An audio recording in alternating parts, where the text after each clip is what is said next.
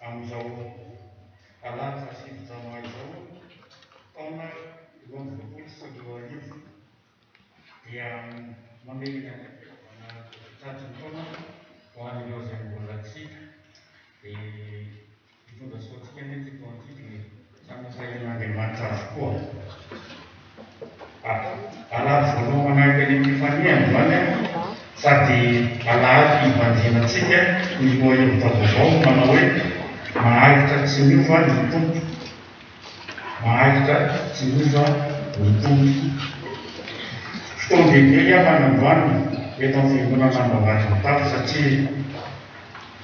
fankalazana ny ivony sady famarianana zao jobily fa 5 taona ny tompopiga fifarana miasa fahaizana Ambavarimatafy. Ny dekoara miasa moa androany dia ny sokajy mahatoky ary ny fiteny ny zava-maneno dia Ravelson Elemandianina. Dia ny fanetem-pinoana izay iarahantsika manonona io dia ny fanetem-pinoana apôstôlika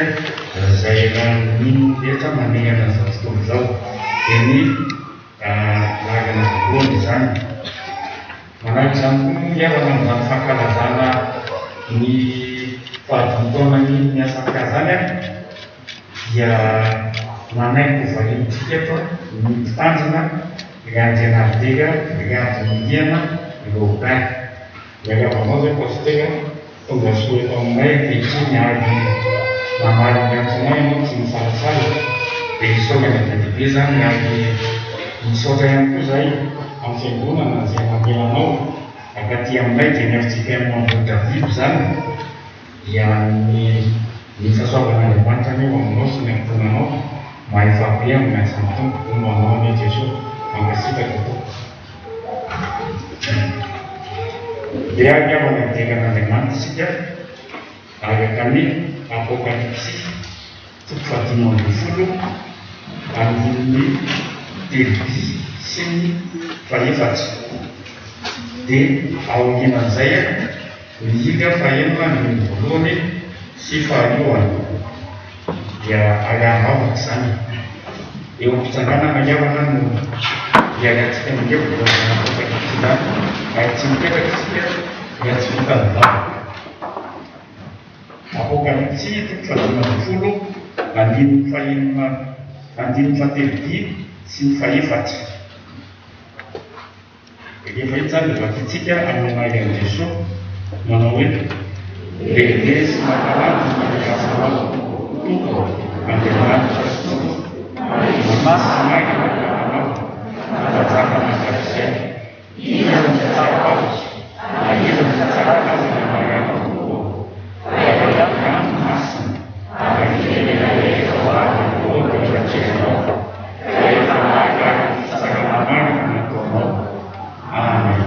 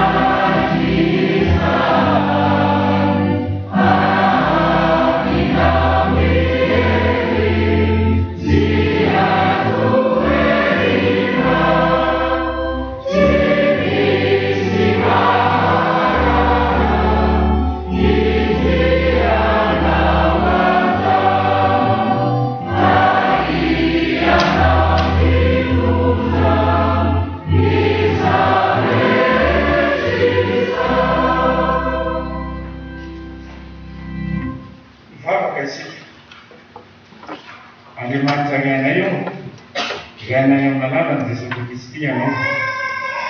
ega sy manome voninahitra anao zahay raha afaka miseho eto anatrianao ankehitriny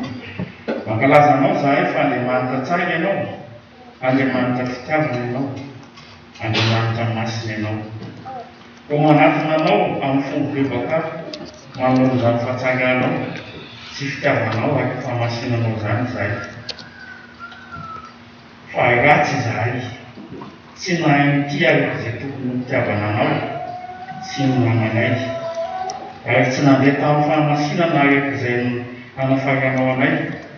ko mifona aminao zahay tompo mamelahanay ary misaotranao zahay fa raha maiko mifahotana zahay dia mahatoky sy marina ianao ka mamela amin'ny fahotanay ary manadio anay ho afaka amin'ny tsy fahamarinanay rehetra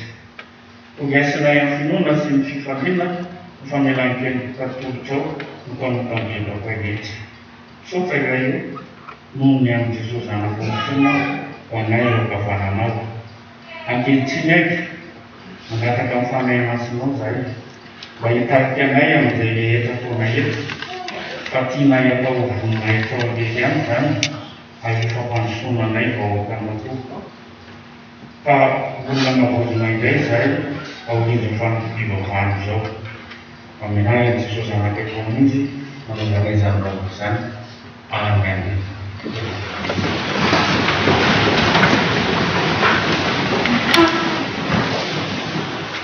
dia manaraka zany avana dia tonga sahady ao fankalazana ny tenin'andriamanitra isika omelohan'ny mpanafon'andriamanitra zay hitondra ny teny fanesa sy ny vahoaka fitsolovana dia ataontsika toy voankazo mamy ko mangataka amin'ny mpanafon'andriamanitra zay fa volomany amin'izany mba hidosy lao ato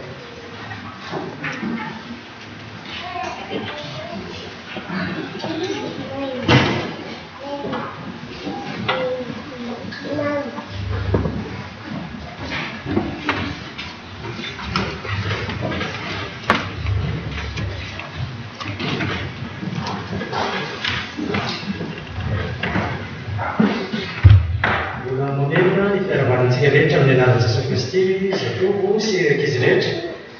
nomen'andriamanitra tompotaona atsika ivelona sy ena indray dia nareo mamaly hoe finaritra samotahin'andriamanitra izy zaroatelo dia sikafo ny baibolintsika amin'ny Marka 4:20 dia ajanony eo Marka 4:20 andininy fa 20 dia sofafy fotsiny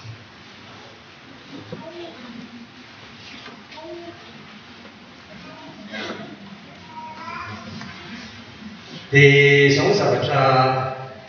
asehon'andriamanitra antsika nyity taona ity mitady asa be da be andriamanitra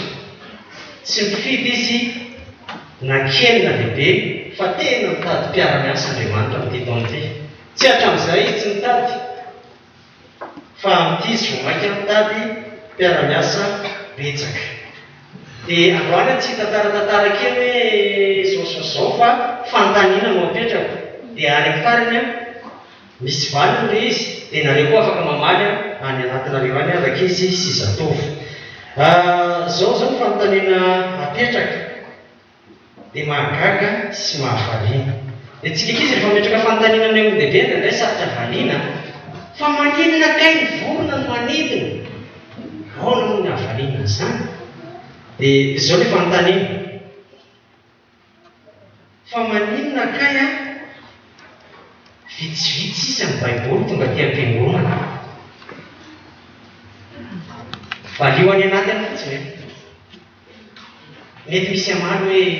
satria efa misy telefona ary satrio zany ka misy nanentaka ianao dia lasa le telefona dia lasa le baiboly dia hividy indray ary satria no ka nobaty le telefona natapaka ny jiro dia ahoana dia fanontaniana faharoa fa maninona kay rehefa mandeha mianatra dia mitondra kahie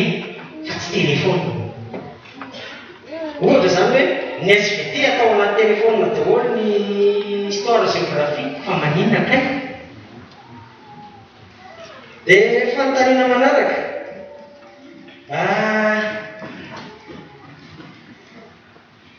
misy zavatra mahavariana rehefa zao tsy gaga hoe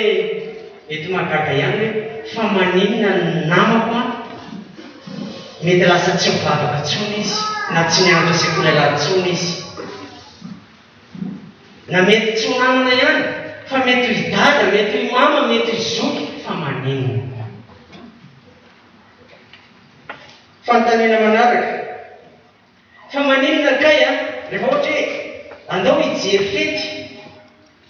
na hoe andeha anao pisine dia mitany hoe andao hiaraka fa maninona kay rehefa makatỳ am-piangonana indraindray tsy hita hoe andao hianatra sekoly alady hiaraka aminay fa raha hitena zany raha ohatra mamena zabeny zandray fanontaniana manaraka ity zavatra ty no tiako tsindrina kely teneko anankiray teo fa maninona kay ny namako lasa tsy mivavaka fa naninonareo akaiky anao lasa tsy mivavaka inona ny nataoko inona ny nataoko taminy mety itenanareo hoe za mbola zazakely na za mbola tanora kely misy teny frantsay zay le meilleur professeur sont les enfants dia mahatonga saina be zany nareo akizy rehefa miteny dia ndraindray zay mody mizesta miaratsy na fitenena mody mizesta zay eny fa tonga saina zay ambadika ao dia izao misy zavatra tokony ataontsika inona zavatra tokony ataontsika araka izy mila mivavaka ho andrentsika efa nivavaka ho azy fetsika dia misy fanontaniana farana inona kay ny tenin'Andriamanitra toko sy andininy akoatra ny Jaune 3:16 tadidinao toko sy andininy fa za tsy miteny hoe azao hoe tenin'Andriamanitra toko sy andininy miaraka amin'ny boky eritry ny atao an-tsainao fotsiny misy arivo mahery izy ray amin'izay fotsiny akoatra ny Jaune 3:16 efa niteny tenin'Andriamanitra tamin'ny zariny vezaha androantsika ampianarin'Andriamanitra iverina amin'ilay fitiavana voalohany ilay didy voalohany dia izao ho feheziko sy ho fiteliko amin'ity sary anankiray ity samy mahita iza tsy mahita izay tsy mahita zany avato amiko ato inona avy misy zavatra hitanareo mahita tsika hoe 2022 zay fa zavatra hita voalohany dia mahita ve nareo olona ohatra miazakazaka dia mahita ve nareo lacroix anaty zéro iny dia tena Andriamanitra tsy hitantsika maharitra foana izy eo izy tsy hitantsika izy fa eo foana izy mahita ve tsika deo anankiroa ohatra ny hoe olona mivavaka mahita efa ezitsika amin'io ilay tenin'Andriamanitra zao nitikan'iny zao reo olona anankiroa reo hoarina amin'ny hoe fiangonana hoarina amin'ny hoe izao sy anao itsika rehetra maharitra mivavaka ary rehefa maharitra mivavaka dia mizara ny Jesosy Kristy mivavaka ho an'ny olona itsika tsy hanery mihitsy tany anao mivavaka tsy maintsy mivavaka ianao fa rehefa naharitra mivavaka ianao asan'ny fanamasina izy dia nanino miazakazaka be ilay olona nanino namonjy an' Jesosy tsy efa nisaintsika mibaiko ny olona tsy maintsy mivavaka ianao fa io izy io rehefa naharitra mivavaka ilay olona dia jere fananatona an' Jesosy izy androantsika raka izy zatovy dia ampianarin'Andriamanitra tena hoe ity azy aloha ity an'Andriamanitra amin'ny fontsika rehetra amin'ny saintsika rehetra fa izao hitsangantsika dia sokafy ilay marika teo marika toko 12 marika toko 12 andininy 17 dia dao hoe tsika hitsangany raka izy sy tanora ten'Andriamanitra efa haiko efa zatra io fa izao io ny didy voalohany apetrak'Andriamanitra ao amintsika ndeo tsika hiverina amin'ny fitiavana voalohany aloha miara-mamaky tsika hoe koa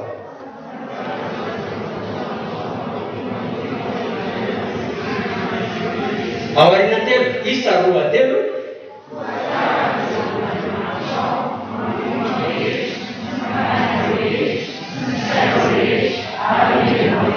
asitsika fihetsika le izy ao a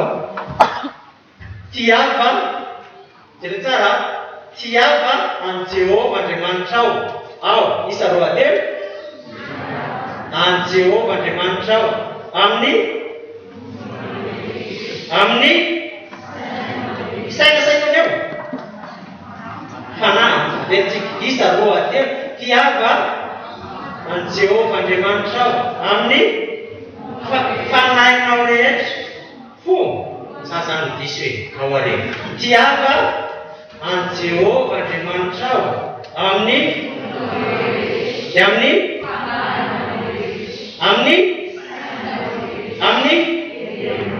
ateritsika miaraka amizay fa tsara tarehibe ohatranareo isa roa telo anatin' Jesosy tiava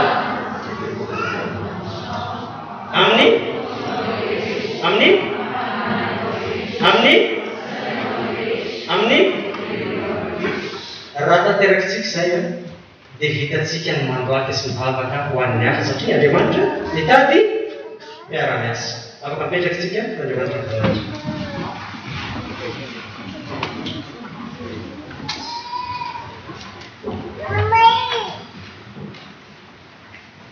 mialohan'ny mivavaka ny amana sy mivaky teny dia ataontsika mihira enina amby roapolo sy roanjato.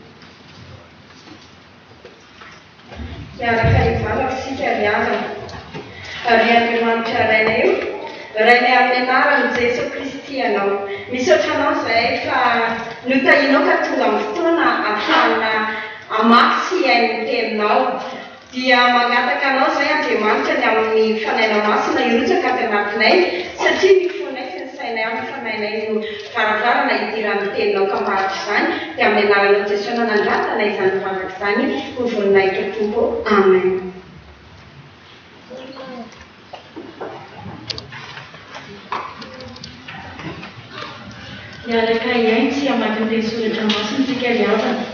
Zany dia hitatsika ao amin'ny bokin'ny Deutéronomia, Deutéronomia toko fahavalo ny andininy fahaenina ka hatramin'ny faha-raika ambin'ny folo.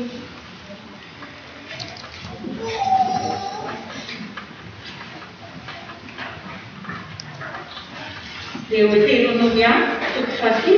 ny andininy fahaenina ka hatramin'ny faha-raika ambin'ny folo. Rehefa hita dia vakiana toy izao amin'ny anaran'i Jesosy.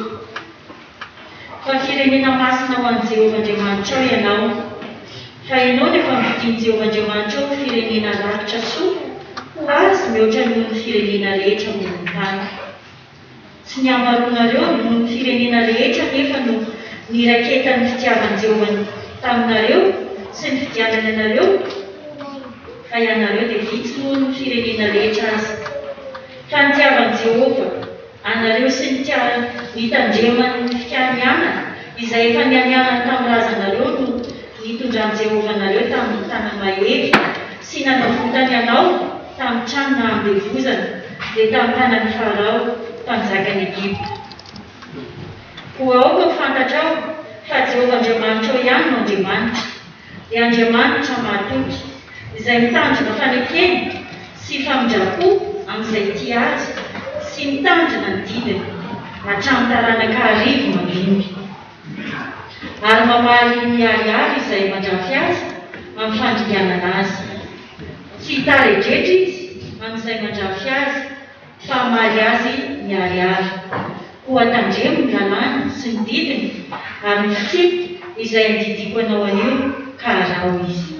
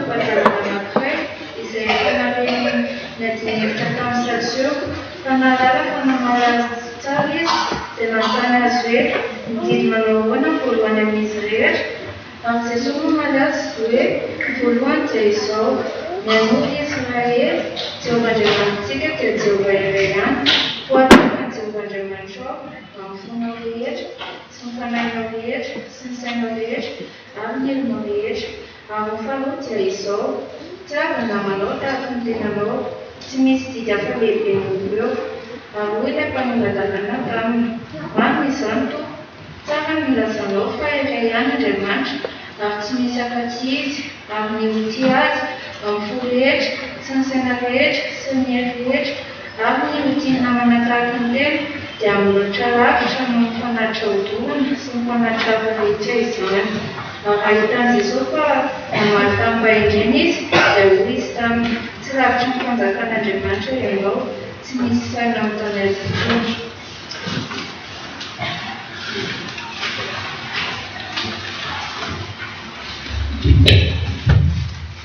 Faranatsika amin'ny vaky tena izay taon'ny epistily izay soratan'i Jakoba. Jakoba toko voalohany raisina amin'ny andininy fahaenina ambin'ny folo ka hatramin'ny faha-raika ambin'ny folo. Jakoba toko voalohany raisina amin'ny andininy fahaenina ambin'ny folo ka hatramin'ny faha-raika ambin'ny folo. Aza mety ho fitana ianareo raha malalako. Ny fanomezan-tsoa rehetra sy ny fanomezana tanteraka rehetra dia miainy ambony ka midina avy amin'indray ny fanazavana izay tsy misy fiovaovana raha amiko avy amin'ny fiodinana. Tamin'ny sitrapony no niterahana antsika tamin'ny tenin'ny fahamarinana mba ho santatry ny zavatra noforohiny isika. Fantatrareo izany raha malalako kanefa ny olona rehetra alady ainy, malay miteny, ho malay kitezitra fa ny fahatezeran'ny olona tsy efa izay maro eo masin'Andriamanitra. Koa ry ny faharitoana sy ny loloko rehetra ary ekeo amin'ny fahalemem-panahy ny teny amin'ireny izay mahafonjy amin'ny fanahinareo. Ray masina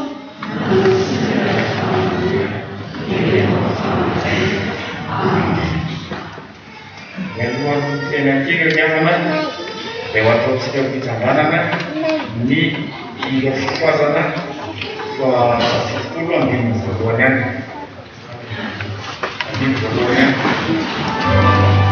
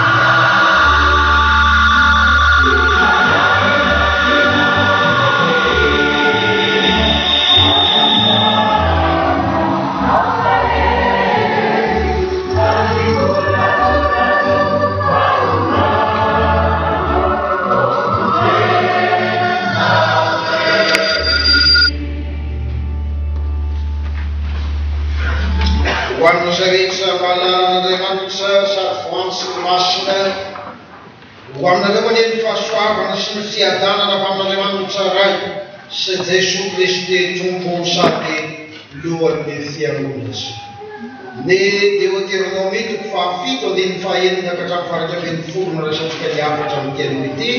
elo zany le vavatsika ry Jesoa Kristy tomponay io misaotranao zahay fa tonga ny fotoana sy hainona ny teninao fa tamin'ny voalohany dia ny teny no nahariny zao tontolo zao izy no misilikiaina ary ny teny dia tonga nofoka nomina taminay ary hitanay ny volonay ho amin'izao andro voalohany amin'ny herinandro zao mba te eona aminao zahay ko mitenena indray ianao ary ampidininy fanaloa masina ho aminay tsy tsirairay avy faray masina le mba hanazava ny teninao na faray masina le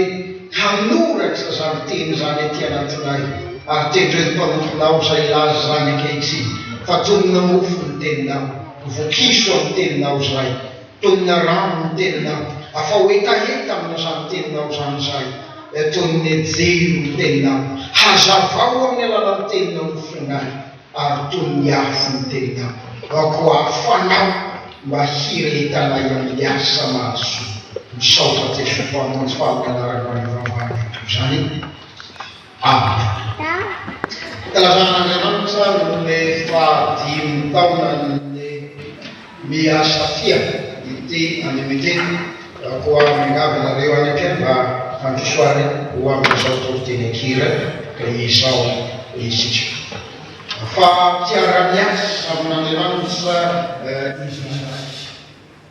miovionanasy izy mba fidy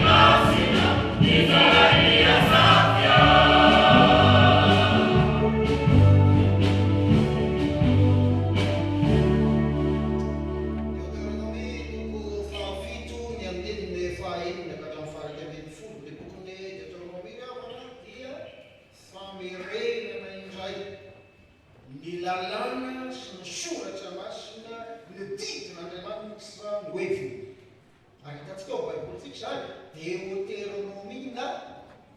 famerena teny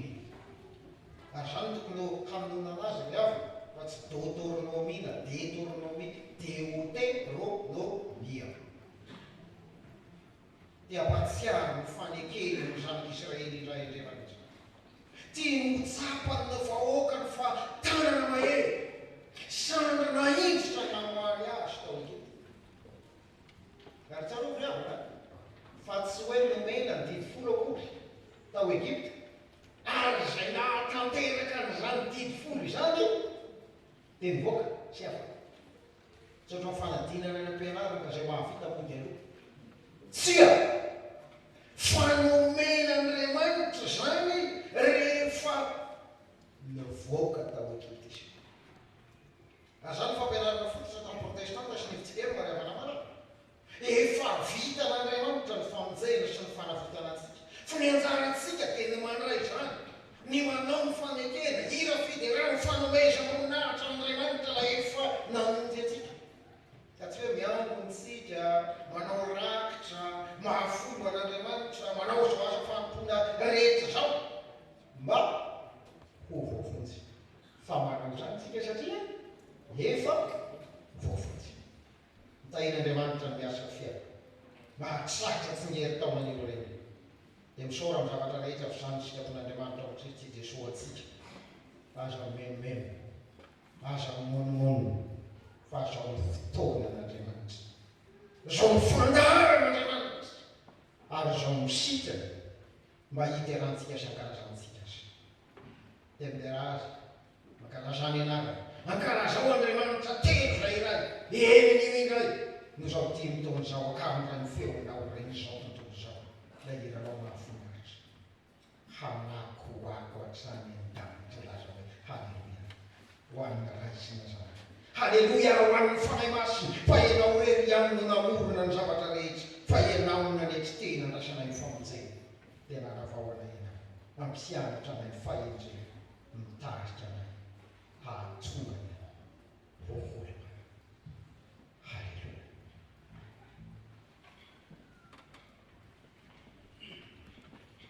Alleluia,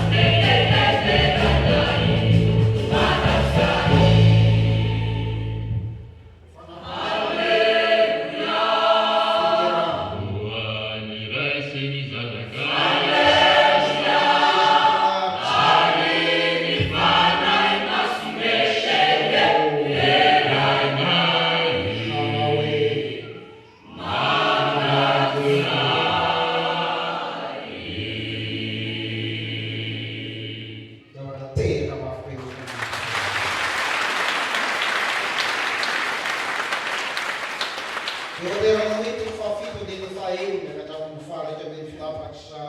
telo lavana malala no anafara ny ten'Andriamanitra zao antsika anio hafatra mora tadidiny mba hazo sady tsy miova ny tompo avereny hoe lay tompo zay mifidy faharoa lay tompo zay tia ary farany lay tompo zay mpamonjy reo zavatra natero eo avana malala no andeha rahantsika mitsandraka aminazao toriteny ankira izao andre mato irako andre mahasoa amin'ny tanjona filohan'ny efitsika eo manavana malala rehefa manazavany amin'ny atao hoe toriteny ankira dia ozy hoe toy ny hoe vary amin'anitra ka ny ray vary ny ray anitra toriteny ny toy ny vary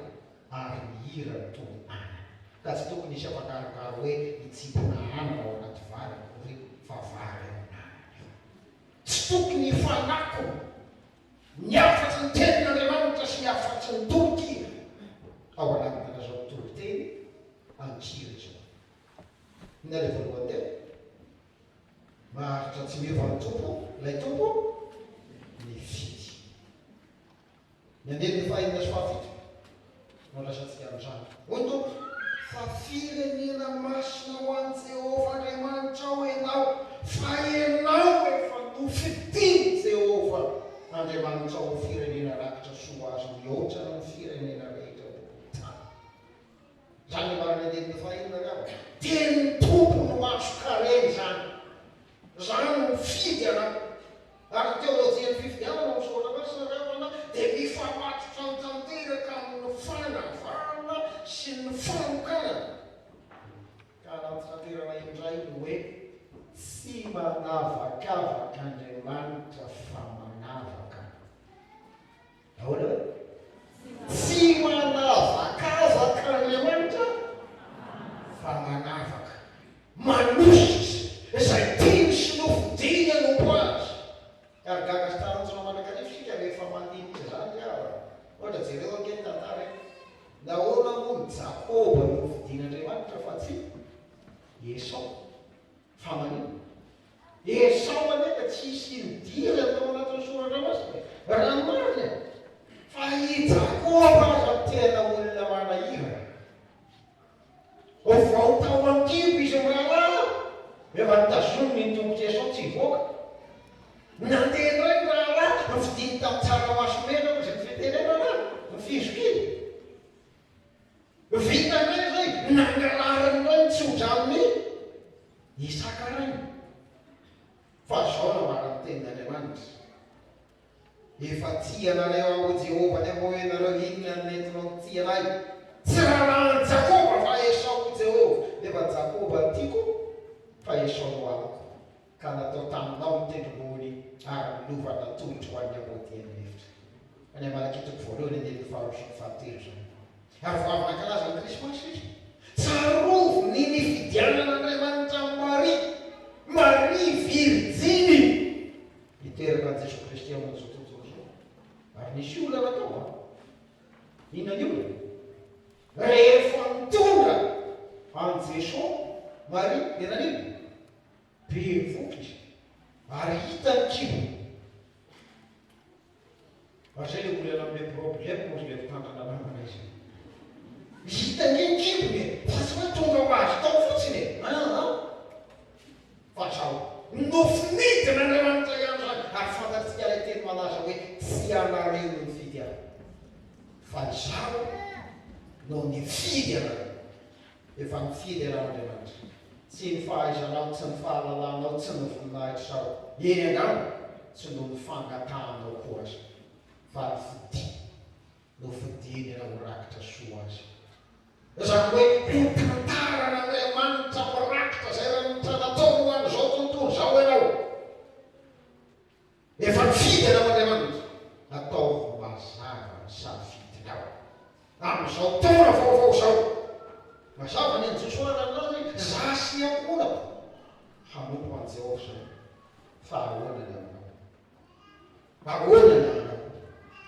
raiso zany fifidianan'Andriamanitra zany dia miasa azy kosa nijanona tako fahinameny folo hoe tsy ianareo no mifidy a fa izany no mifidy anareo mba andeha zany miasa mifidian'Andriamanitra miasaoan'Andriamanitra dia mbola atoandro fa vitan'Andriamanitra samyrery asany fa ny fitiavana samy famindram-polo no ny fidianany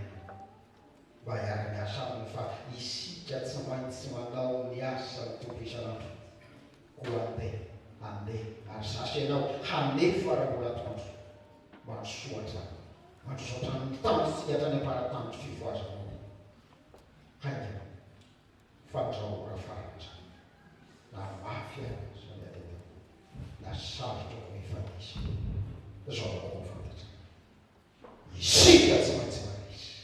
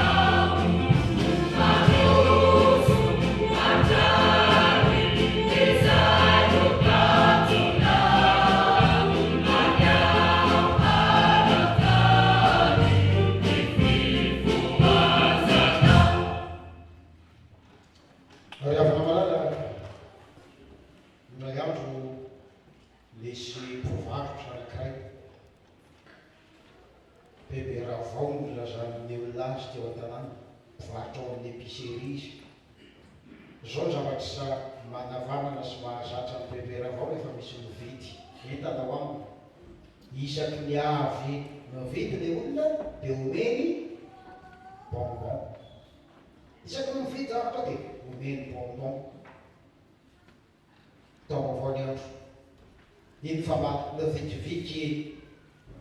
ny rina kely mividy zavatra teo amin'ny rahavao ary misy bokaly lefa fanaony rahavao eo dia ao no angalany zany fa rehefa tonga ny rina dia zao no teny amin'ny tamin'ny ny rina zaza eo amin'ny eny-taona eo fa bebe rahavao eo amin'ny 5 taona eo koa bebe rahavao hoe mangalay enao anakato mibao ozy nyry alao enao ihany ny maka zao tao an-tsainy bebe rahavao angamba tsy avelany rairay zavatra mihitsy ty zasy ty mao maka e makao a zany a maniraka anao e maka dia hoe nyry alao enao ihany inanao antsony hoe nana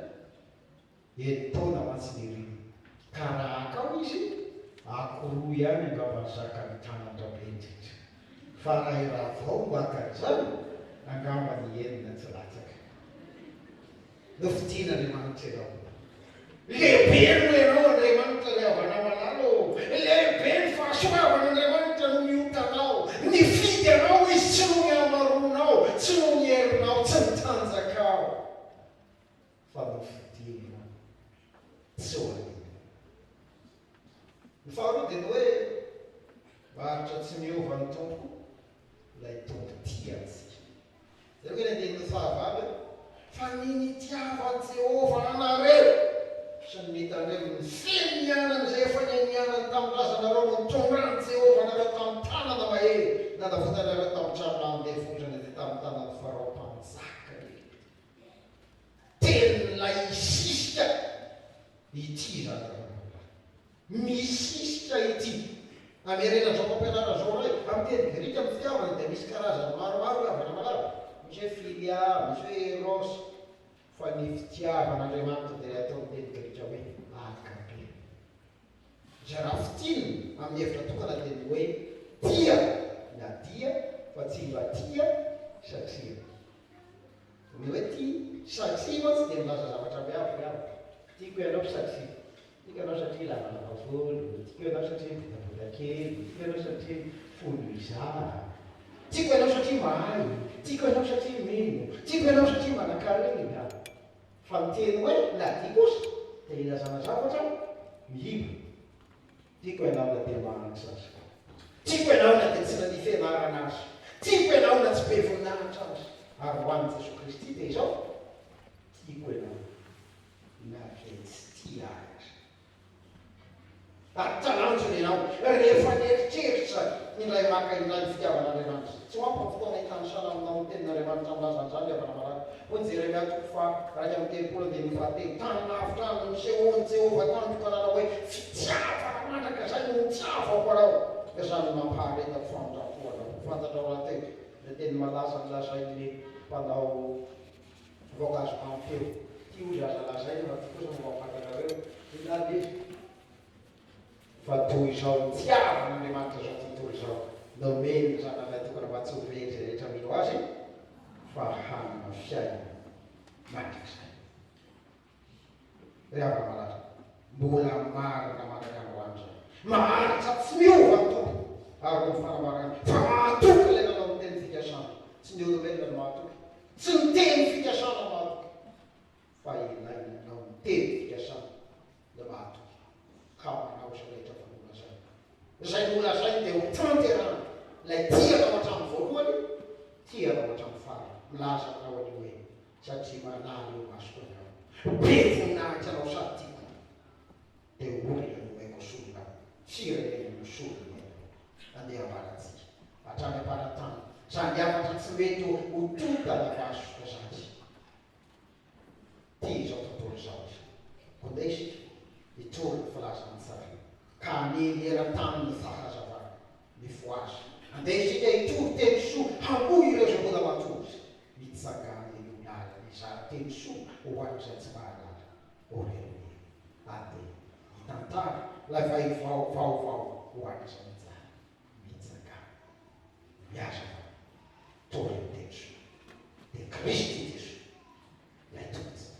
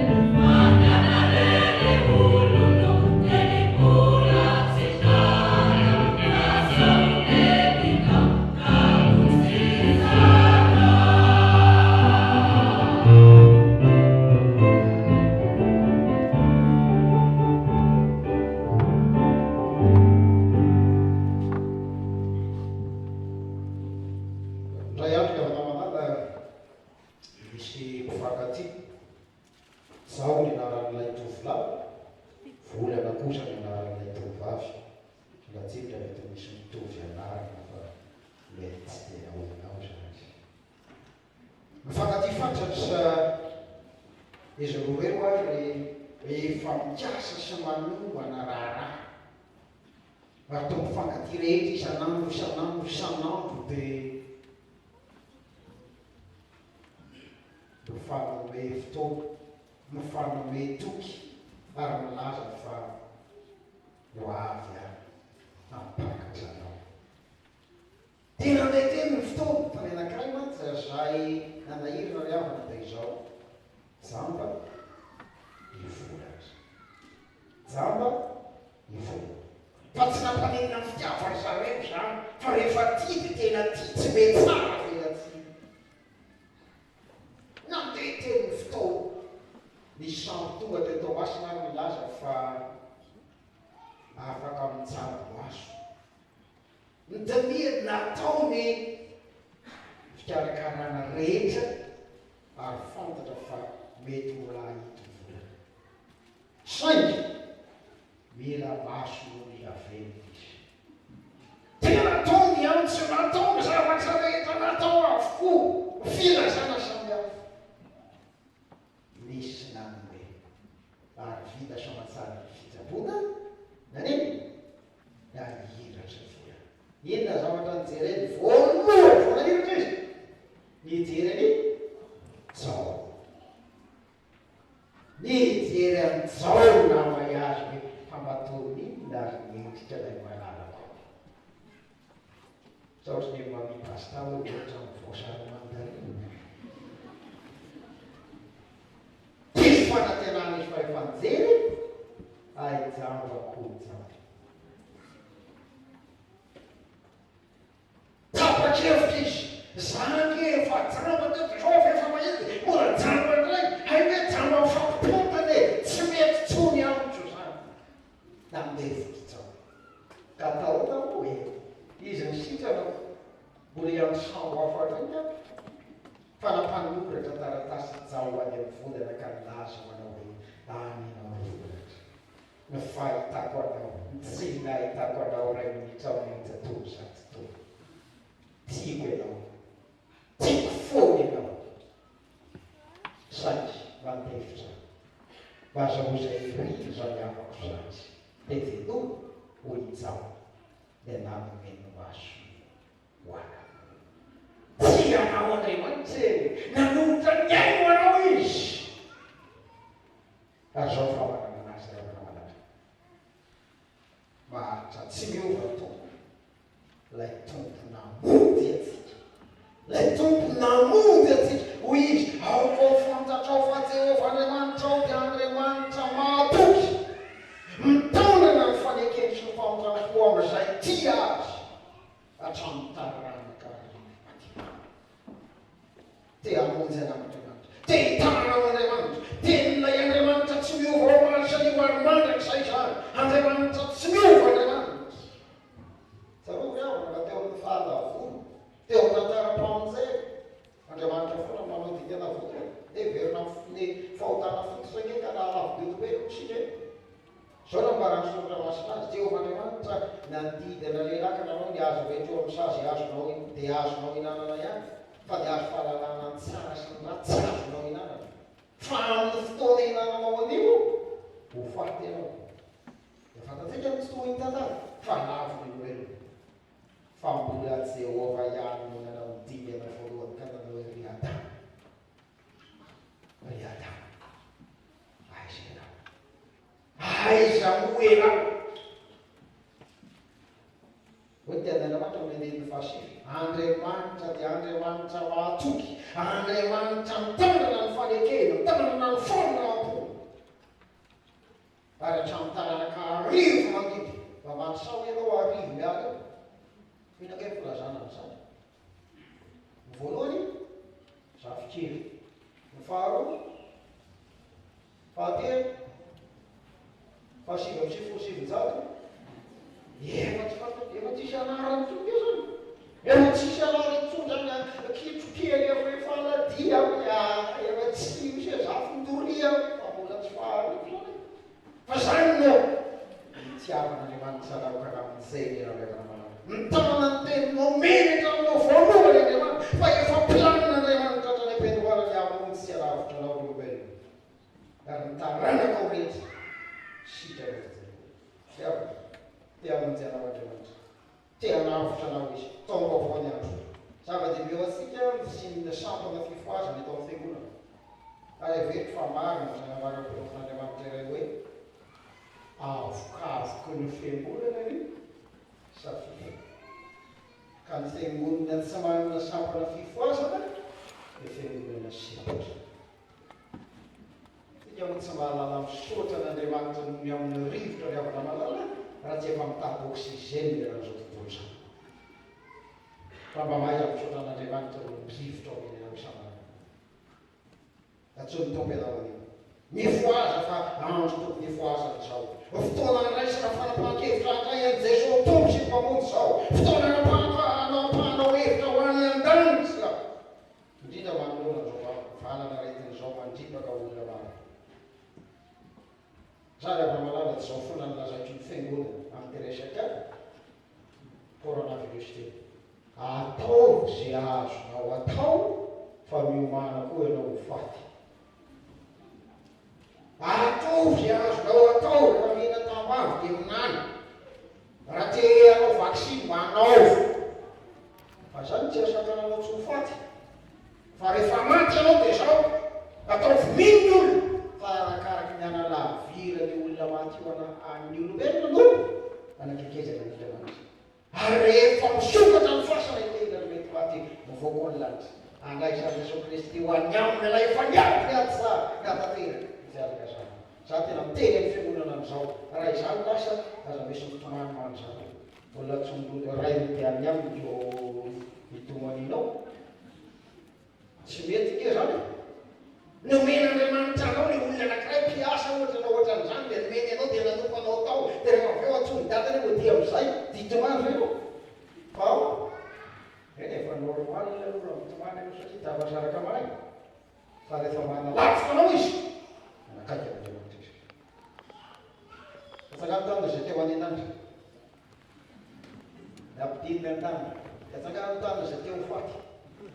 fa ratsy maty ianao tsy tonga akay ianao mikravaty be zao tonga e tsy mety nye fakay ianao manao akanjo babe io mety tsy mety le iainga ny fiara iainga ny fiara zao riavana malala fa alika efa le danitra ianao na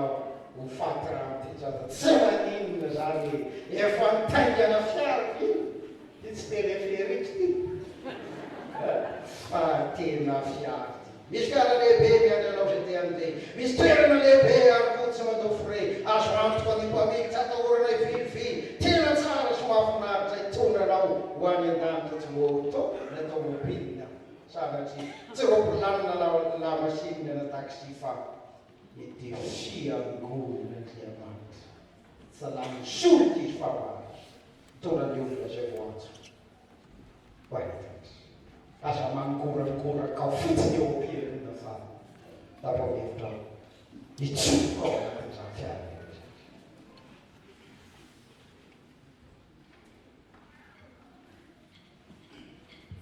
Amen.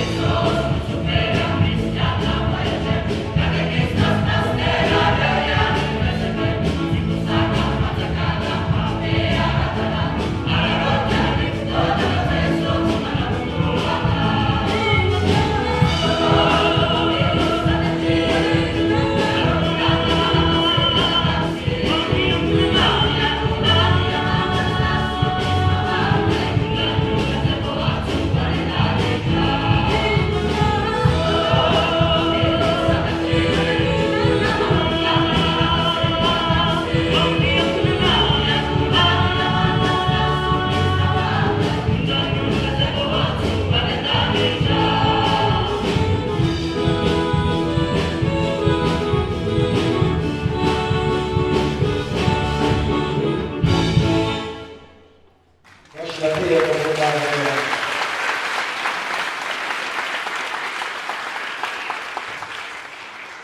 andro misy tovolahy anankiray le avana malala. Io tovolahy io a nanana sakaiza anankitelo. Ny sakaiza voalohany a dia sakaiza mahafonjy azy ampovotra rehetra. Dia zay tiany angatahany amin'io dia omeny io avokoa. Ny sakaiza ny faharoa sakaiza manahirana azy fa sakaiza tsy mahalala fomba. Tonga ho azy ao an-trano viditra fotsiny ao, mihinana raha misy masaka ao, mitondra raha misy manta ao. Dia lasa fotsiny izao. Fa ny sakaiza ny fahatelo sakaiza manahirana azy, fa mananatranatra azy, miteriteny azy, inandray zany ataonao tamin'ny andro izany, fa manino ianao manao an'izao, fa hoany ianao ohatran'izao, sy ny sisa. Afaka fanadina ty tovolahy ty ary le hiampita ranomasina. Any ivelany fa mila olona miheberge azy izy. Azonareo dia avana malaza amin'ny teny malagasy tso zany. Misy mila olona hiantoka azy any an-dafaratsy zany, tsy azo atao zany. Mitranotra zareo eto dia misy rano eo anelanelany, dia zay vao saranam-piaramanidina andeha ho any an-dazy. Aza izy nanatona ilay sakaizany voalohany rehefa namarany vaovao zao lazay ilay sakaizany. Tena tsy afaka hitondranao any aho, tsy afaka hanatitranao eny aho. Mba haterony amin'ny saranam-piaramanidina mba heberzeo aho. Tsy afaka manao an'izany aho. Tena tsy ho vitako ty ndray mitondraky ty sakaizany. Nanatona ilay sakaizany faharoa izy. Zao tantara rehefa milazaina taminy ny zavatra rehetra, zao tantara ilay sakaizany faharoa. Zao nialy azoko atao anao ho ateriko lakany ianao. Dia rehefa tafita ny rano dia atreo ihany anaka. Atreo ihany sakaiza fa tsy maintsy mbola hiverana fa mbola anaty trolafa koa. Dia sakaiza fahatelo efa tsy nampozina intsony satria io ndray ilay miditriditra amin'ny fiainako. Rehefa ilay nenina foana tsy miditra, mbola miditra ihany. Fa vao tenenina azy ny zavatra dia zao natao. Tsy hoe anatitra anao hatreny amin'ny fiaramanidina ihany aho. Tsy hoe anatitra anao hatrany an-dafy ihany aho. Fa hiara-mipetraka aminao any aho mandritra ny fiainana. Rehefa malala manana sakaiza telo ianao. Ny voalohany no volo. No volo. Io rehefa misy zavatra tianao atao, andray omeny anao zany. Omeny anao. Ary indraindray aza misy zavatra tsisy dikany, omeny ny vola anao. Sady zany. Indraindray misy lokoloko mena kely tsy fantatrao zany. Misy ranomanitra kely, misy akanjokanjo ba misy aminy. Na tsy fantako reo ohatra rehefa namanao fa ny zavatra rehefa tazanina avy any ambony tômôbila, ohatrany tsara. Rehefa matana ny tômôbila, ohatrany tsara kely karakoramonga magity, lera mena ohatrany mahafinaritra, fa mividinao izy dia manatro indray mandeha any nanaovanao dia tsy nanaovanao tso. Tsy matera an'izao. Rehefa hananiasana Andriamanitra, zato foana mirakitra. Hatrambola sekolavitra manatro olona zany. Ny sakaizanao faharoa dia ny fahafatesana. Tsy mahalala fomba zany io, rehefa miditra dia miditra, ary rehefa alay dia alay dia avalona mbola salamasoma tsara, misivy ianao maty. Misy manatray. Vahoaka zany misy. Zay tiako ihany io, zay ny fahafatesana io. Fa ny sakaizanao fahatelo Jesosy Kristy. Miditra amin'ny fiainanao, milaza aminao ny zavatra rehetra. Zany. Vita ny fiainanao ety avana malala ho any an-danitra ianao. Samy milaza aminao, tsy afaka hitondranao amin'ny vola. Nao? Atreo Fort du Sel dia efa tsy zaka. Io vola be anao io, tsy ahatovanao hatreny Montréal. Fahafatesana ve? Tsy ahatovanao any zany. Fa ho ateriny ihany hatreo amin'ny fasana ianao dia very izy fa mbola akandray.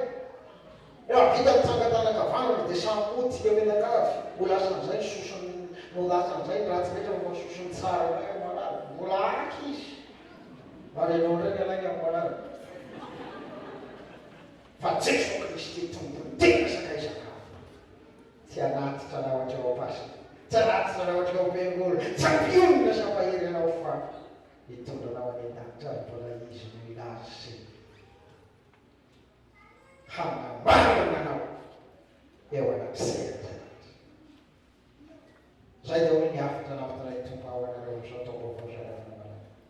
mamilana ny teliny mpanao voankazo mamy ka famaninona kay zao izy ta famaninona kay olona maritra spectacle manomboka amifirika hatramin'ny namoroa le spectacle mianoboka amin'ny eny le faosokatra ny vavahady ary mandrakatapitra zany tsy miady izy ohatra ny tsy ohatra zany tebe aiko aty aminareo tsy ohatra zany aty aminareo maharitra sara daholo nareo ary mahafinaritra zany daholo Sotra tombosika noho ny amin'izao fankalazana Andriamanitra no fahatimy taona no miasa fiasa maharitra tsy miovaka mitombo ilay mifidy anao kantia anao ary namonjy dia ny fanday masina ny anoratra ponao iainanao ny fifidiavana sy ny fitiavana amin'ny famonjena daovavao ny andro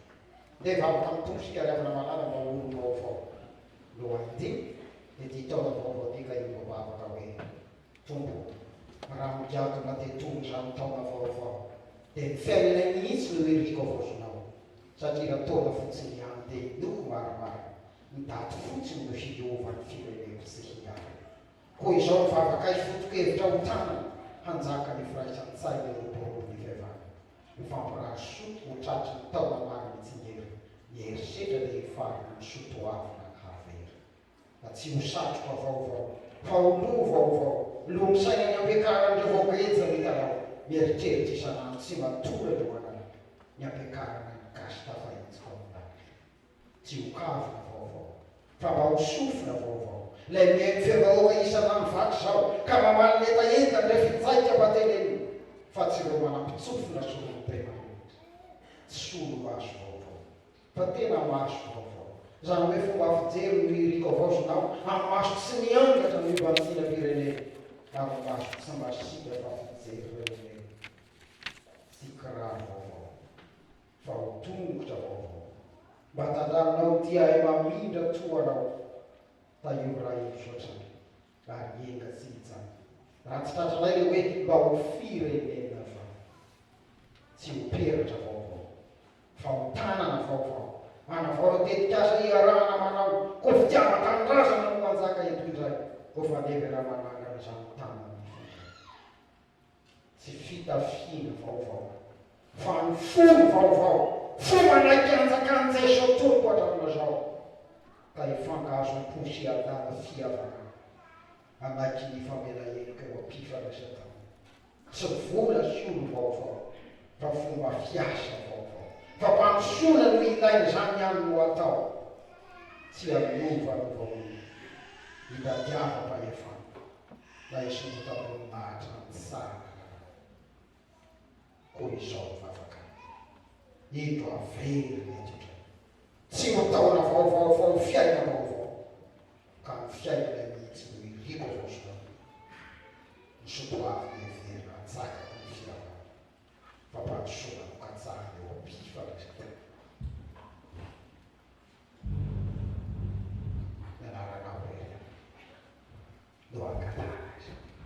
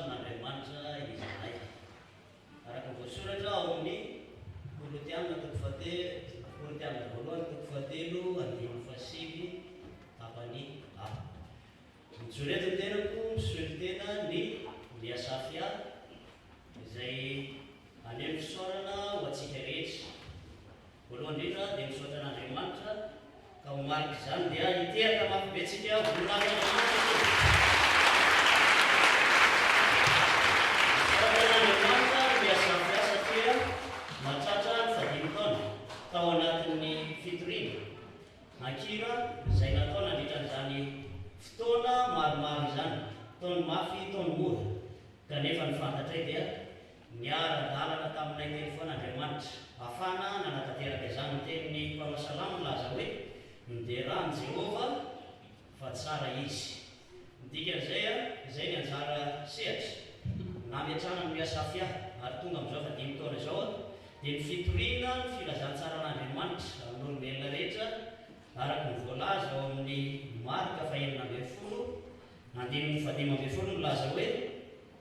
fa mandehana amin'izao tontolo izao aloha mitoriana ny filazantsara amin'ny olombelona rehetra. Noho izany dia misaotra an'Andriamanitra lehibe satria izy ny mbola natoy izao anay,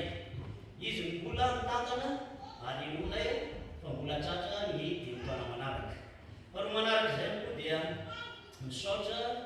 ny mpitanana eto an-toerana satria ray aman-dreny izay nanoro hevitra mitondra mavaka ary tsy namela irery miasa afy tamin'izany fitoriana lalovany sy ny ainana izany. Isaorana ihany koa ny raom-piangonana misy eto amin'ny fiangonantsika FJK Mampahady Tafo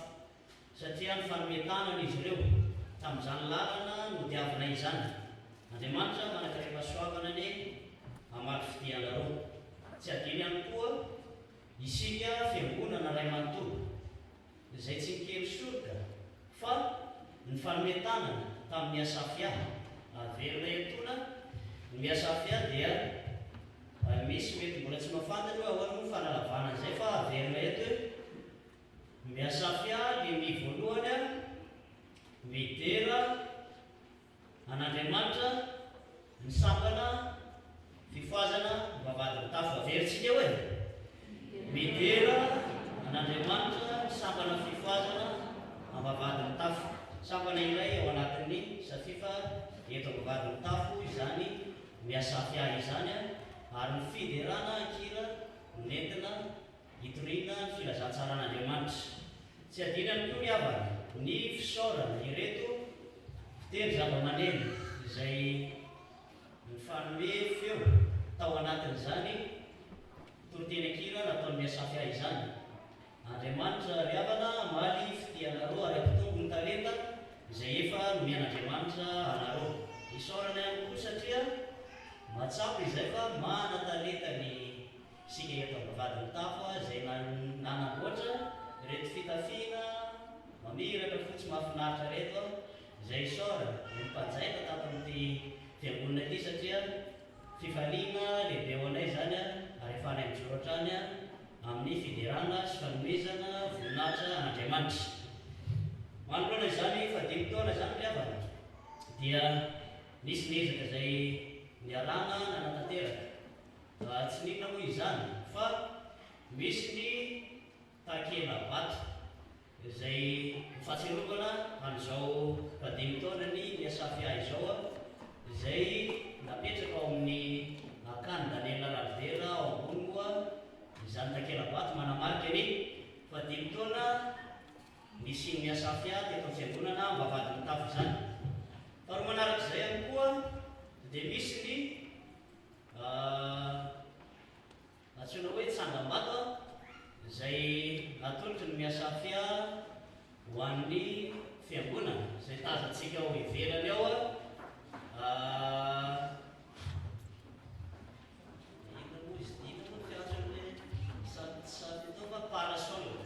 parasol izay tazantsika eo ivelany ao iarovana amin'ny masoandro ahafahan'ny lekona manatateraka ny asany ka dia ometsika tehaka mafivezany tompolasy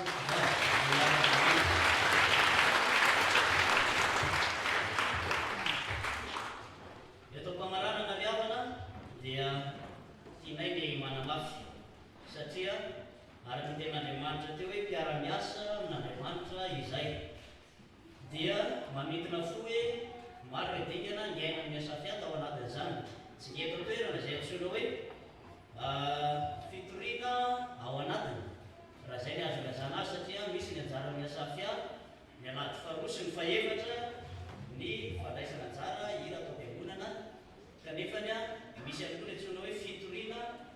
any ivelany. Misy ireo fiangonana miantso anay ao anatin'izany dia mandeha izay ohatra amin'izany ny tany sehatra zay efa nanaovan'ny miasa fiara ny fiderana sy ny fitoriana filazantsara mialanany hira ary ao anatin'izay dia manentana antsika rehetrarehetra anatevidarana satria raha zay mijory rehetra ao reo zokony efa misy zokony ary ao re zany indrindra ihany koa dikazay tsy manavaka ary zany fiarana tory filazantsara n'Andriamanitra zany dia tsy hanavanana izany izy fa fitaovana antsika tsirairay ka dia miteniny mpitandrina amizay mindramilay hoe manery izay miasa fiara iaona fakahita amitsika any an-davitra amin'izany fotoana izany dikazay ambola anatson'Andriamanitra isika iara itory ny voninatrany ka dia zay mianjara fitenena fisaorana atsika fiangonana ray manontolo ao anatin'izany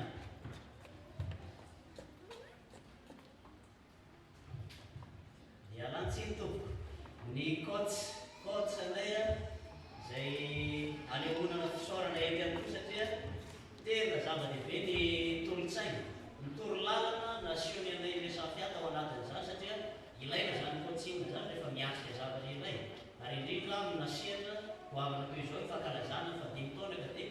Andriamanitra le amary fitia ho an'ny coach nanoro anay tao anatin'izany tiaka mafy be tompoko dia tsika manandriamanitra ireny voninahitra soatra tompoko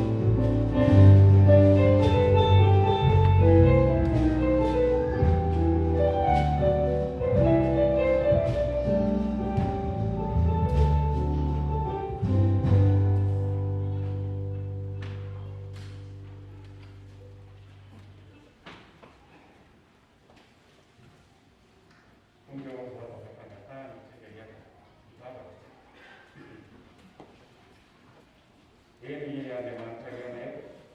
sautanao zahay fa ianao dia nomay mivavaka tokoa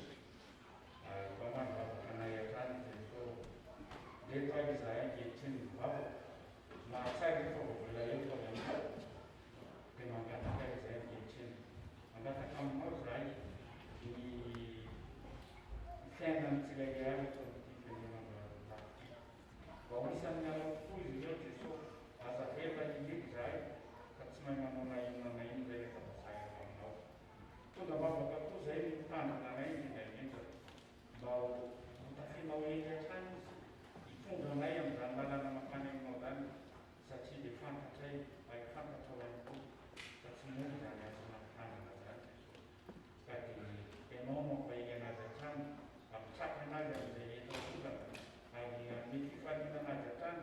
amin'izany asanao zany mba tsy ho foana tsy koa misy kelezanena manaraka anao dia sokoako amin'ny asanao tonga mavaka toa zay ny FJKI Mamantolo mampanefatra ny fitandremana tsirairay avy mba ho anao hatrany koa zany Jesosy iasany fanahinao masina mba handehanany zahay FJKI araka ny sitraponao mba handehananay araka izay antso metsonao anay fa tsy handeha araka izay metenanay zahay tonga mavaka izay ny fienenay Jesosy tsisy miantsoanao kehitriny zavatra mitrany na ny aeto mandingana zany na ny zava-misy atao toerana ny tsy fandrimpalemana maro isan-kaherana ny tsy fetezana tokoa zany eto zany dia vokatsy ny nandavanay anao ka dia mangataka izay ankehitriny Jesosy ny fona ho amin'ny mpitondra ka manomboka any amin'ny filoha zany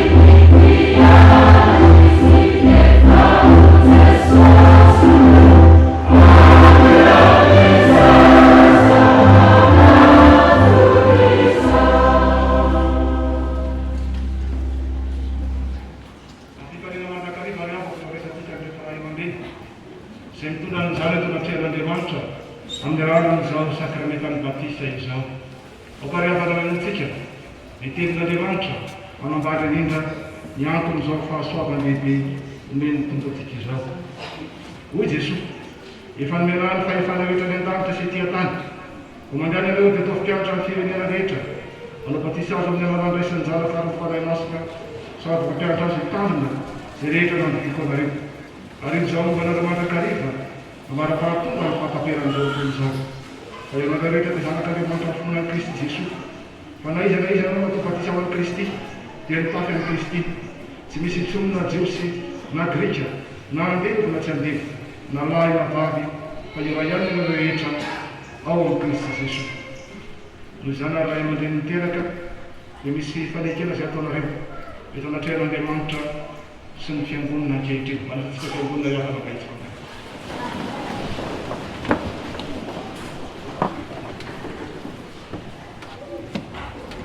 Itu nanti ada masa yang guna manusia sana kewa dan manusia kita. Ikilah ini itu namanya bukan ada macam batu yang lain kita sana kaya yang dari. Ikilah ini adalah terkena pengguna dalam sana kaya. Ikilah sana dari kalau kita sana tu kita tuam baik pengguna kalau lana terpaksa berdiri sama ada macam itu. Yang kena sesuatu bahawa karena banyak tentang hari guna itu kawat yang cara kasar kita supaya cara sensitif adalah saya ikhlas yang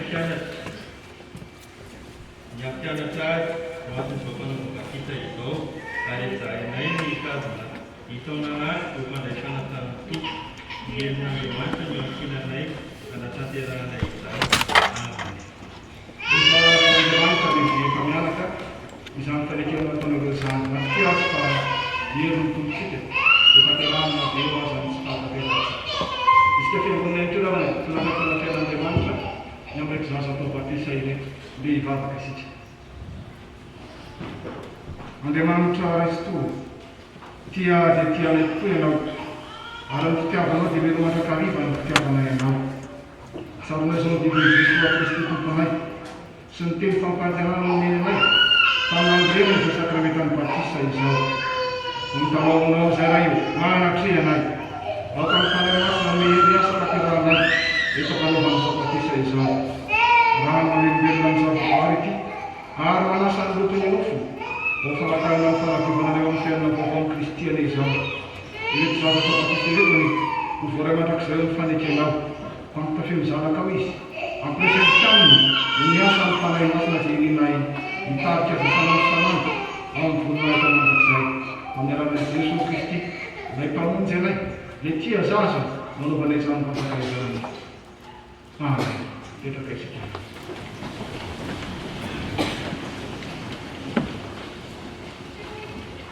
Dan dia bangga malala, tapi gayanya yang suat Kristen sama. Anak kan sama lepas sama. Pemilihan dengan cara sensara harus pada masa wanda yang akan dipasangkan sesuatu sejarah.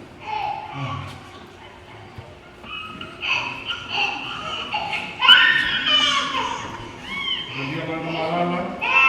Tiap semua kerong ini sama.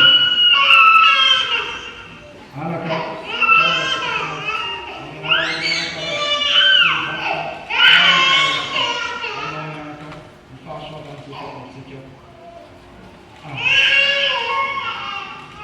Indo akan menggunakan jalan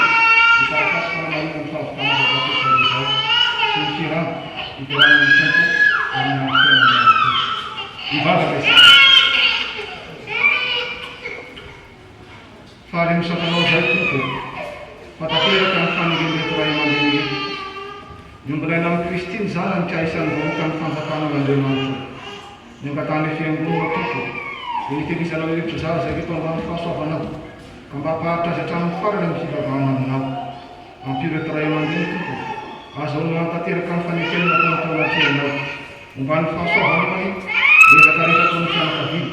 terayaman ini. Bicara tu mana? Bicara macam itu bahasa kita. Yang kata analisan sesuatu tu, analisan lebih dia sahaja.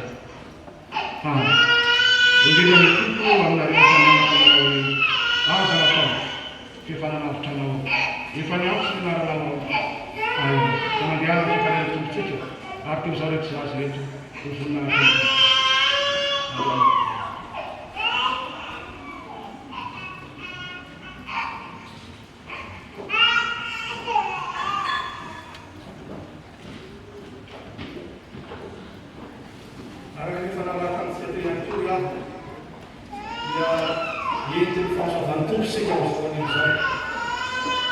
teo ny mahafatika miara-nankalazan'Andriamanitra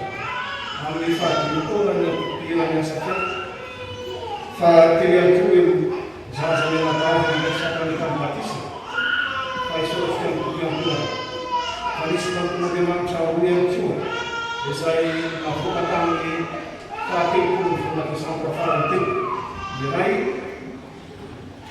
ramatoa Ratiananary sy Vola Triteny ary ramatoa Razanajoelina Isabelle kosa ho katekista dia manao sazy maravavy ana amoso ety amin'ny Natara.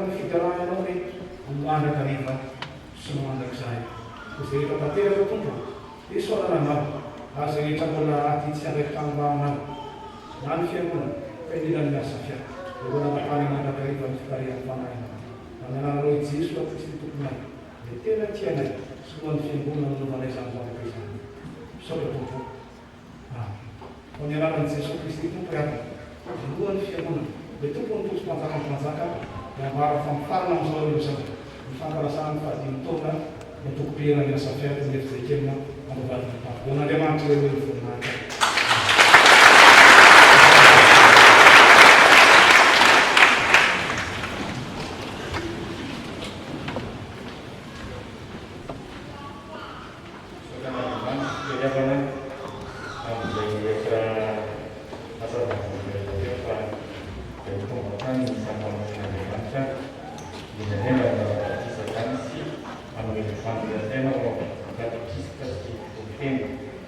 Mankehitriny aitsika iavana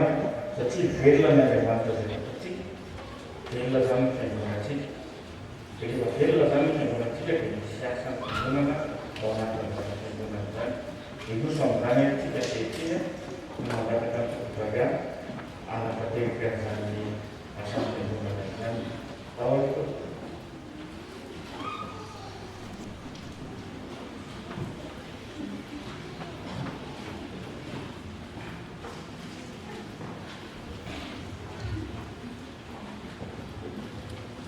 Izy eo amin'ny fandarana iavana dia fahataraka amin'ny asa fiara ny amin'ny ravitany fadimotona ny volon'izy ireo miaraka amin'ny ray aman-dreny hanomboka amin'ny zanany amin'ny batisa ary mpanompon'Andriamanitra izay natanteraka ny fianarana sy vehivavy.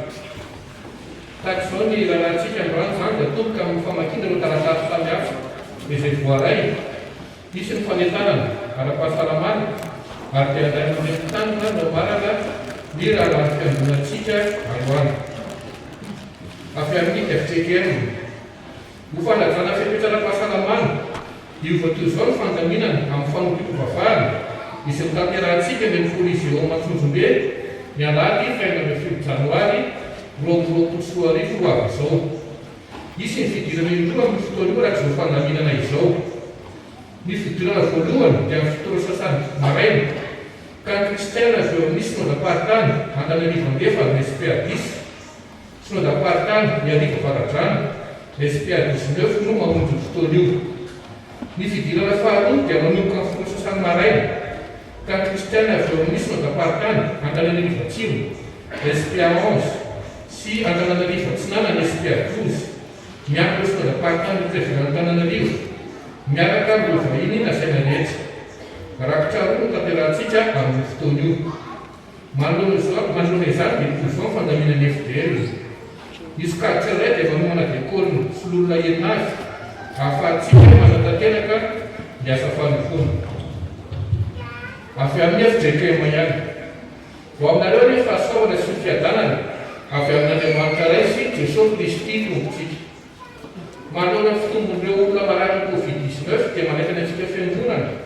mba hivavaka sy hatokan'i Jesosy Kristy izay nitondra ny helentsika. Ampanady sy hanaja ny fipetraram-pahasalamana rehetra, hanaja ny elamelana raha metatra, hanao ary vavahady sy orona ary anasan-tanana matetika amin'ny rano savony na mampiasa gel hydroalcoolique. Avy amin'ny komity paritany mpanazavakilako Madagasikara. Fifaliana maray komity paritany ny miantso antsika amin'ny fivolebe voalohany komity vondronana eto amin'ny faritra faritany Analamanga afovoany. Zany dia hotanterantsika ny sabotsy maraina 20 Janoary 2024 manomboka amin'ny 7 maraina ao amin'ny grande salle de chaussée Akama FLM 67 hectares. Toy ny fanomesa-taona dia manomana fifananakira ny Japeo radio fahazavana izay tafiditra ao anatin'ny noely antsihatra anatin'ny fahazavana 2024.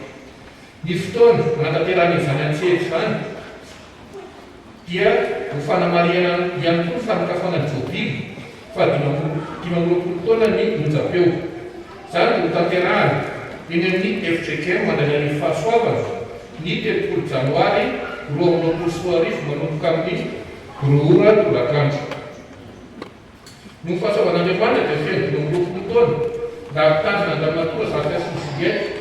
sy ny 10 taona ny tantanany ny kolesiteolojika hivady izay sady toerako any manarapitanina ihany koa. Ny fotoana fanokafana dia naraka misy 20 Janoary 2024 eny amin'ny kolejy teolojika hivady. Mariana misy ny fanofanaisyantsika anjara ka izay tia nandray anjara amin'izany dia afaka manandona ao amin'ny fandarana. Ny toeram-panomanana sefaly dia mampilaza amintsika fa ny fidiran'ny mpianatra dia hotanterahana ny asabotsy 20 Janoary manomboka amin'ny 7 maraina ao amin'ny FJKM Mazarivo. Avy amin'ny SPA noho ny amin'ny anara-pahasalamana dia eotra ny fidiran'ny sekoly ny ten'Andriamanitra ka fotoana dia holazaina efiany. Voameran'ny fanosana. Mampatsiaro voameran'ny fanosana fa mipisaky ny ady voalohany sy ny alady fahatelo ny fikarakarana ny fanavozan'ny karatsy ny mpandray. io zany dia manasitsika mpanday arak'izany mitonga sarotapakaroa sy ilay karatra mavokely ahafahana mananapelaka ny fanavozana. Ho antsika izay mila fanazavana fanantiny dia asaina anatina voamera ho tany ao tsinanana isaky ny alahady fandraisana. Ny fifampiaravan'ny Dorcas ny tanterahana ny talata 1 janoary 2024 dia mifoanana fotanterahantsika amin'ny fotoana izay mampety azy. Taratasy sorana ny filosony voamera ary eo fitiavana rehetra ao anatin'ny asa sosialy dia misota sy mankasitrakanareo tamin'ny fanomezana izay natolotrareo dia sakafo sy fitafianary kojakoja maro isan-karazana. No fiara-miasa sy ny fanafinareo dia afaka sitraka izany fanomezana izany ireo olona miisa 20 izay ahiny asa sosialy. Araka ny fandaminana dia tsy misy miasa sy fampielezana izay tokony tanterahana sampan'ny fifoazana ary maray. Taratasy avy amin'ny hafa. Ilazana isika mpiambana fa ny fiafarabana tratrony taona sy ny fidiram-pianatra dia ho tanterahana ny 20 janoary 2024 izay ho tanterahantsika ao amin'ny akany Rabera Danielina. Mariana fa izy ny échange de cadeaux. Taratasy avy amin'ny STK. Antanteraka échange de cadeaux ny STK amin'ny fifampiarabana tratrony taona. Koa iankaviana ireo izay anteran-jara mba hisoratra anaraka any amin'ny birao ny fikambanana. Ary farany lavana taratasy filazana manjo. Amin'ny finoana sy fanantenana fitsanganan'ny tena maty mampandanesiny anareo fa nireny malalanay raha soazana Lucienne dia natsiny maodany aminy ny 7 janoary 2024 rehefa nivahiny efa tamin'ny 20 taona teto tany. Io ny zanany zafy ny zafiafy ary ny fianakaviana manontolo. Ny nofiny dia tena hialo an-tranony VS 66 akady behivavy mavady amin'ny tafy ny alahady 7 janoary amin'ny 160 atoandro. Hoentina nomezam-boninahitra an'Andriamanitra eto amin'ny fiangonantsika FJK mavady amin'ny tafy alohany ametrahana azy ao amin'ny fahasandanany any amin'ny Tsimiova Ambohimalaza. Ny fotoana natanterahana famangina dia ho ataontsika solazaniro amin'ny fotoana izay mampety azy. Dia tahak'izay ny raha fiangonantsika nefana ho an'Andriamanitra ny voninahitra.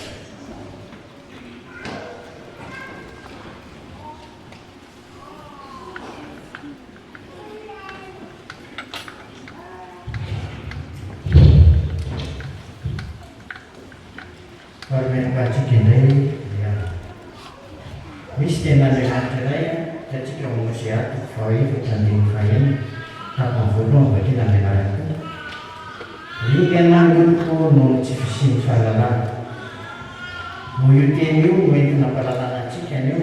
mazara-doza ny aretin'ny findra. Raha tantara dia tsy mbola nisy teto ambony tany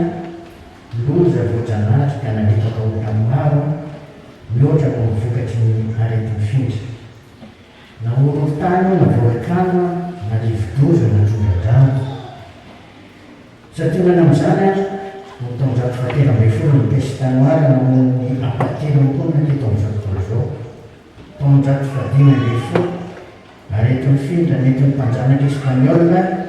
tany Amerika dia nandipaka teratany Inkaka ny mpanjaka ny civilisation-ny Azteka. Aretin'ny findra toy ity fisiony areti-kibo no narisy ny petafitry Napoléon raha saika nanika ny Moscou zareo tamin'ny taona 1270. Gripe Espaniola namonjany olona betsaka lavitra noho ny ady lehibe voalohany rehefa nody tamindrazana avokoa ny bebotry marolatra avy miatry vahady. Manoloan'izany rehetra izany anefa dia tsara manamarika fa jeveran'Andriamanitra ringy anakoa ny darana olombelona ka nomeny fahaizana mankalalana hoentina miady amin'ny vongatry ny karazana rehetra. Hita taraka izany hatramin'ny vaninandro Louis Pasteur ka mandraka ankehitriny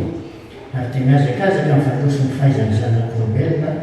amin'izao ankehitriny izao.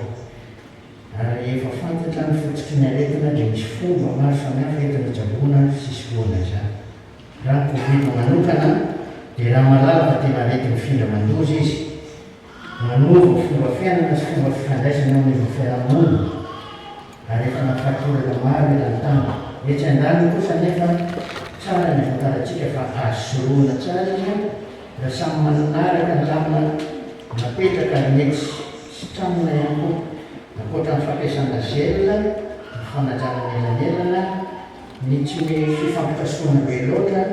tsy vorovorina be efa misy compléteny vaksiny natao antsika rehetra tsy akanavy ra sanatria mahatsaro salama kosa ianao kokoaka mafana hoditra seriserena engaviana tsy fanerasera amin'olona mba fampitsimbinana fahasalamanao sy ny fahasalaman'ny hafa ny famaranana fanantanana zao dia mampaherentsika rehetra manoloana ny varana rehetra ny toko amin'ny Hébreu 12 andiny fahatelo amby roapolo sy Jakoba 2:10 andiny fahatelo amby roapolo amin'ny anaran'ny tompo fahatsiaroviny amin'ny fahiny izay miaritanareo miady mafy tamin'ny fahoriana misy azo fahoriana fa aminareo aoka izy hivavaka ambonin'izany ny dokotera ny trako fa Jesosy no manasika man'Andriamanitra tery nyvoninahitra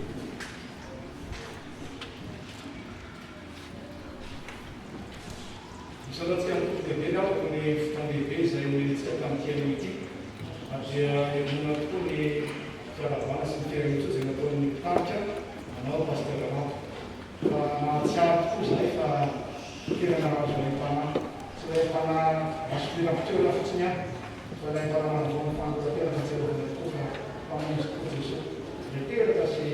tapana ny fiainatsika ary teraka tiakotsy matsika raha eny raso manakariva amin'ny tsiraiky tokotambega fa ivony fona mety zay kelo amotra makasika asiteraka mafinao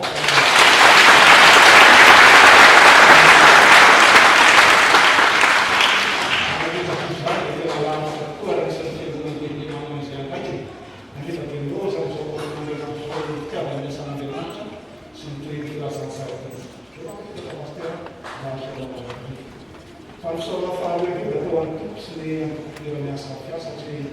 tsy naverero andary fotsiny izany fahadiny taona izany manametaka tsara mbaty ianareo eo no napetaka ary amin'ny akany nateo natongotra reo fivolona tamin'ity an'ity makasitraka akatenina nareo ny tompo hoe mipodalakariva ankaleka sy ny fahasoana azo onareo manamiotra amin'izany mandrakariva amin'ny fotoana rehetra zay amin'ny raha tompo rehefa somalakariva rehefa be amin'ny asarity fa teo hoe avako misy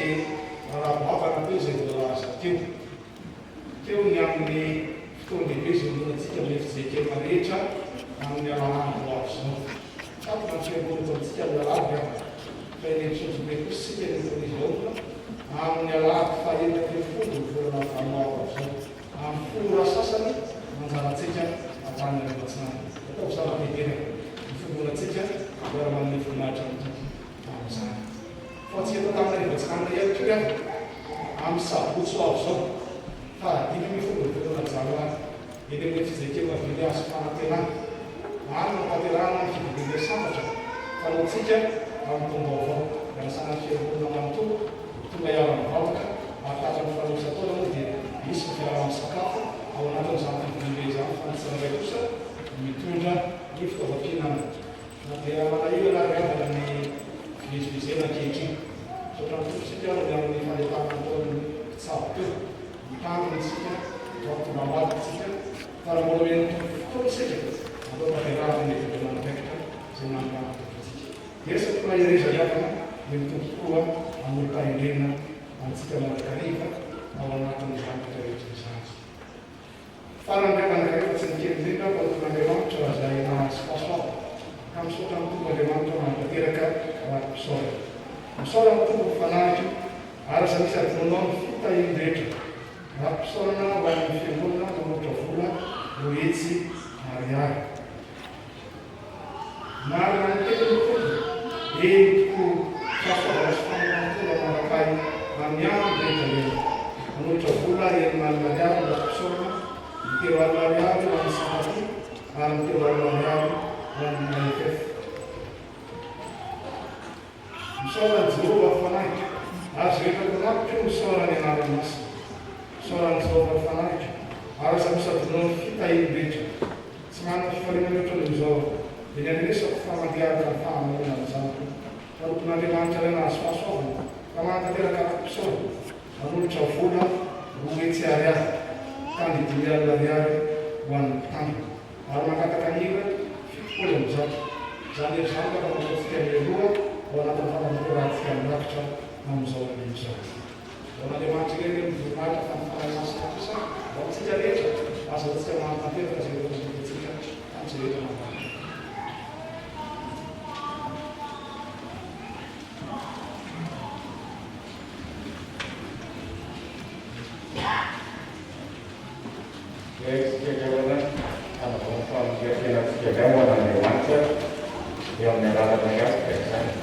ataontsika zany mila tolotolo zato eo fanatanterana zany rakitra zany araka tapitra mila vola tsy tapiny rakitra dia fozavamaneno amaganantsika azy eo fisanganana gravo manavatsiany zany rakitra zany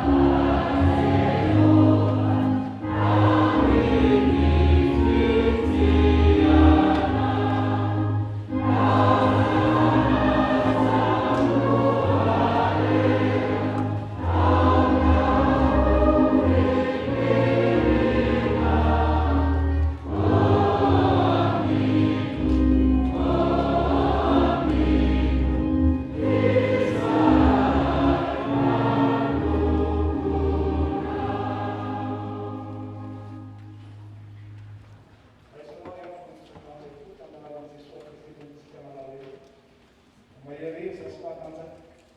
asa nataoko namivadikofa momba anao tongaandriamanitra amin'izay rehetra ambenao hoanao ny fahasoavan'i Jesosy Kristy hoanao fitiavan'andriamanitra ray hoanao fampiraisana vampanahy masina amin ampitso ary mandrakizay amen.